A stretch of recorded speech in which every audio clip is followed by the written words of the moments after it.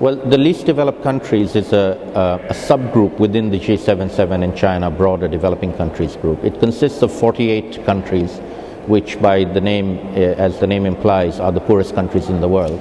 Most of them are in sub-Saharan Africa, but there are also some in South Asia, including Bangladesh, which is where I come from.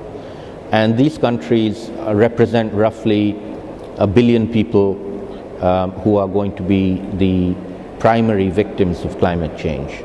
And therefore they are very concerned about the impacts and about how to build their capacity to adapt to those impacts. Under the Framework Convention, about 8 or 9 years ago, at the 7th Conference of Parties in Marrakesh in Morocco, a new fund was created for them called the LDC Fund. That fund was based on voluntary contributions from the developed countries. It was managed by the Global Environment Facility, the GEF, based in Washington, and initially provided funding and support to the LDCs to carry out something called a NAPA, a National Adaptation Program of Action. These NAPAs were meant to identify some urgent and immediate adaptation activities, projects that these countries could undertake. Most of them have now been completed. I think more than 43 or 44 countries have completed their NAPAs, submitted them to the UNFCCC, and are now expecting the priority projects that they identified, adaptation projects, to get funded.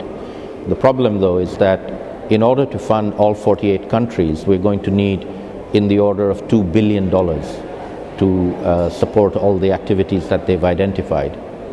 The fund, the LDC fund, has less than $200 million in it. So the fund is out by an order of magnitude, and that needs to be replenished as a matter of urgency.